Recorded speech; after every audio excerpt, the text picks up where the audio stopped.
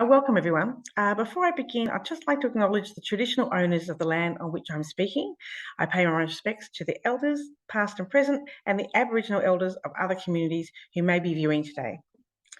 My name is Michelle Zammit and I'm a senior culinary developer for McCormick Foods, where I've worked for the last 8.5 years, and this is my 9th recipe challenge. I will say this is a highlight of my job. I really enjoy the receiving and the writing of the brief, as well as the amazing submissions that we judge at the end of the year. It's a real credit to all of you, teachers and students included. So what we're going to do today is I'm going to go through the discovery process for the flavour forecast, look at the 24th edition and the trends, and also discuss the flavour of the year and just give you a bit of a brief outline of that. So getting into it, this is how we discover what's next in flavour for the flavour forecast. We have into our 24th consecutive year now of the flavour forecasting for McCormick chefs, marketers, sensory scientists and product developers from all around the world. So it's truly global. So we've all participated in a mix of virtual and in-person discovery sessions, igniting a passionate pursuit of food, drink and flavour trailblazing once again. After all this time, all these 24 years included, there is still no shortage of trends that continue to be uncovered, shaking up the way we cook, flavour and eat food. So with local travel and digital interactions combined, there's more than 50 team members who have collaborated from the comfort of our homes and kitchens to on the ground, going to our restaurants in our regions and cafes and the like. From Melbourne, San Francisco, we've had South Africa, Mexico, Europe, China and beyond. It really is quite an amazing bringing together of resources. Over this 4-month deep dive into food, drink and flavour, each team has tasted, explored and investigated inspiring innovations. We've searched menus, pop-up restaurants, looked to innovative food ingredients and cooking techniques, and how even lifestyle has impacted this area of our lives. In all, we've found 1,000 plus signals that have pointed to the trends that I'm about to present to you today. And here we are. So finally, a 2-day virtual workshop has uncovered tomorrow's most standout flavour predictions, with an emphasis on the crossroads between craveability, the evolution of authentic cooking, and self-identifying through food and flavour. So there's been an evolution of third culture cooking. There's been an emergence of acidity connoisseurs.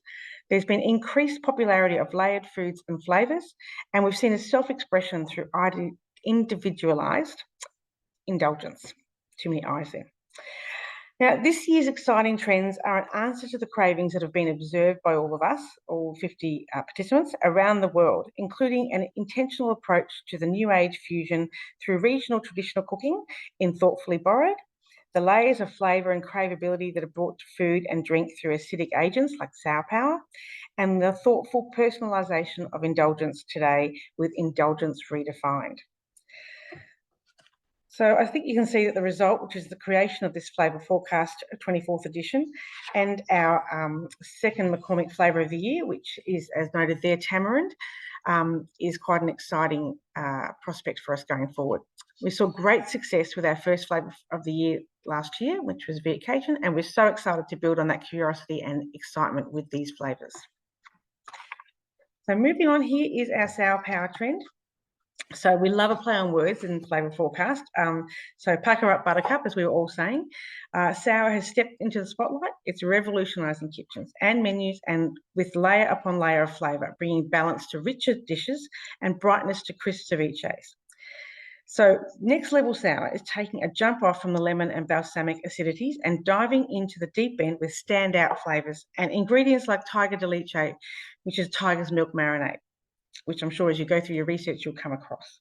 So there's calamansi, which is a Philippine citrus fruit. We have sour orange, plum, and pickled and fermented foods with their juices that are included.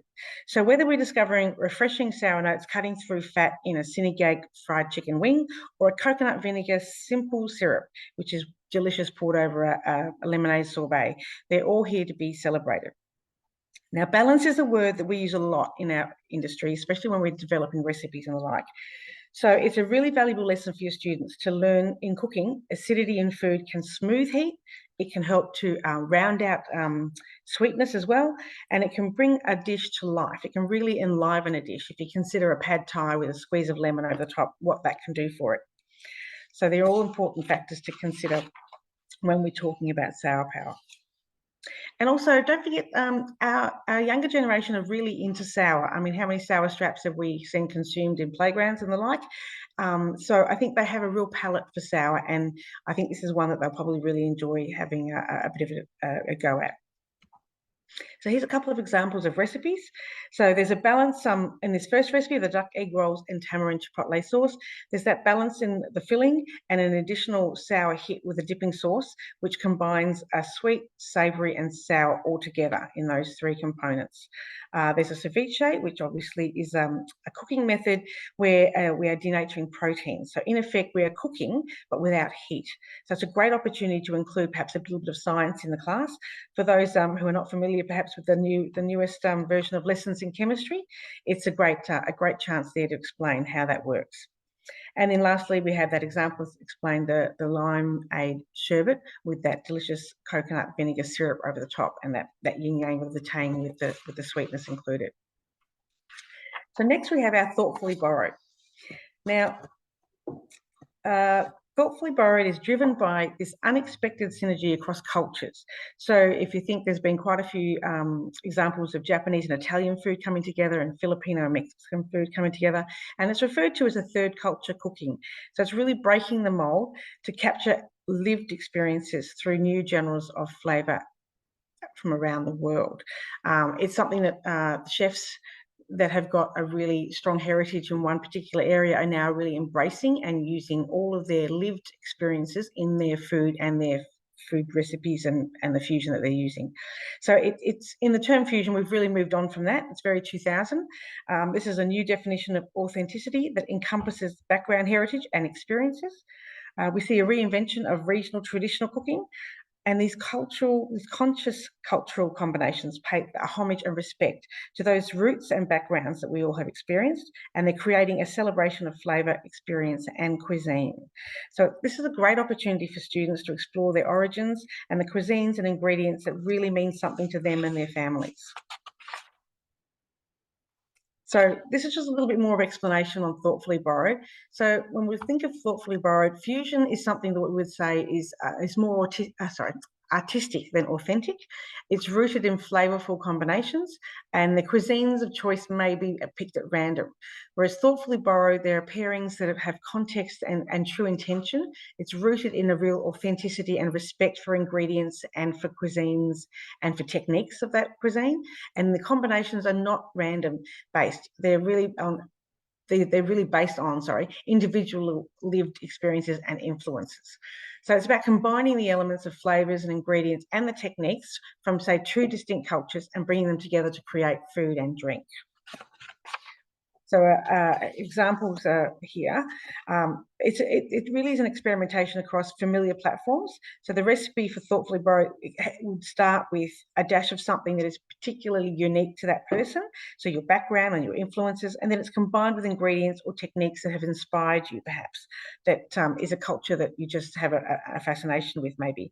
So it's a great example here is this furikake bucatini with the spicy garlic crisps. So Felicia's interpretation here is honouring the traditional methods and ingredients of a classic Italian dish from her Italian heritage with that warm familiarity of a carbonara pasta, and she's using the robust, very Italian bucatini pasta shape, and while encompassing all that is so tasty in the umami richness of nori and miso from the Japanese cuisine in a creamy miso flavoured egg and cheese sauce, and using the technique of carbonara to create that.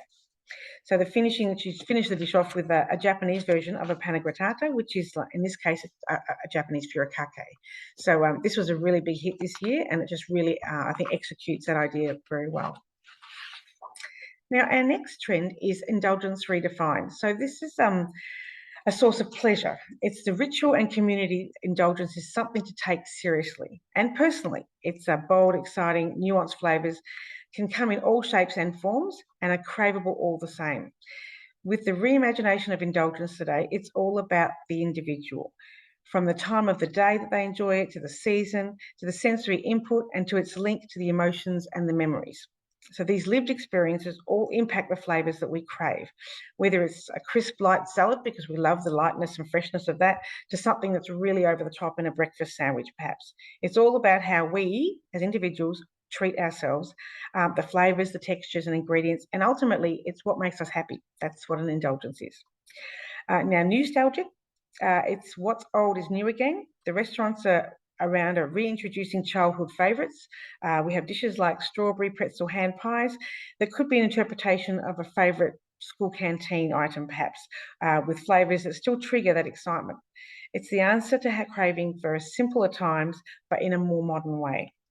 So catering to more wellness-conscious consumers, perhaps there could be elements from a wistful combine of throwback indulgence with fresher, bolder ingredients that maybe even in a childhood cereal recreation, or into a more healthy format, perhaps. It still is signifying the indulgence that means something to that person.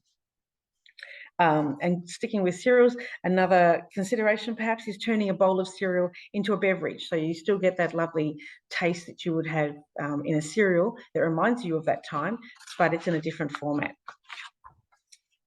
Now, food maximalisation or maximalism is about layering of flavours and textures in a fun and creative way. So it's always thoughtfully created.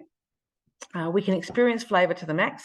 Chefs and restaurants are celebrating these wild and true doctored up desires on a public stage with recipes that are really indulgent in that they're texturally, there could be really rich flavours, textures, intense beef notes have been created in this jerk braised short ribs with grits, which is like a bit of a polenta. And then there's also a poutine French dip sandwich, which is a really layered up in that image there. You've got the rich beef and gravy, and there's chips and there's bread. So it's all about that taking food to the max, whatever that is for you. So the lesson here is let the students' self-expression soar. Food and flavour play a really prominent role in our happiness, and this trend is here to spread really good vibes for everyone. I hope they really enjoyed getting their teeth into this. Keep it intentional, make it creative, and when it comes to indulgence in 2024, it's important to note it's all about the individual, and that's the important part of it. Just a little note on nostalgic and retro. There's sort of two different things. Nostalgic, if I was going to use an example, I would say perhaps Stranger Things, the TV show. For me, a nostalgic with Stranger Things is the music and the clothing and the bikes they ride and all the techno stuff. It really made us feel warm and fuzzy. For my children, it was really about the fashion and how the retro fashions and retro sounds and the music were really relevant to them. So there's two totally different ways of looking at this aspect of indulgence redefined. And there's a couple of examples. As I said, the strawberry pretzel hand pies and the jerk braised short ribs with the cheesy grits, really intense and rich, but delicious. And finally, our flavour of the year, which was tamarind. So tamarind is a native to Africa, India, and the Middle East. It has also been leading its highly acidic, tangy, sweet flavour to Latin, Caribbean, and Mexican cuisines for centuries. And now it's popping up in dishes like tamarind chili mole and chamoy, even in Peruvian and Japanese ceviches. So tamarind's well-rounded, full-flavoured profile holds its own as both the star and the supporting act in dishes. It can be used in both sweet and savoury dishes, and with innovative new uses in origin cuisines within the thoughtfully borrowed trend, and to elevating dishes and drinks with its craveable tartness in our sour power trend, and effortlessly cutting through richness and heat in indulgence reimagined. So there's really no slowing it down. It's really quite an incredible and versatile fruit. So there's also, to note, an indigenous tamarind called the bougie in Australia, which is very different looking. It's quite a red coloured pod, very tart. We've done a bit of work with it. It's a really interesting ingredient to work with, and perhaps could be worth mentioning to your students as an indigenous ingredient, and it's also included in some of the challenge reference notes as well. So there's a little bit of reading there for you. So this brings us to the end. Thank you so much for listening. Any questions, please direct through. We're happy to answer as they come in. We've really enjoyed, again, bringing this flavour forecast to you, and we hope that your students and yourselves enjoy it. Thank you.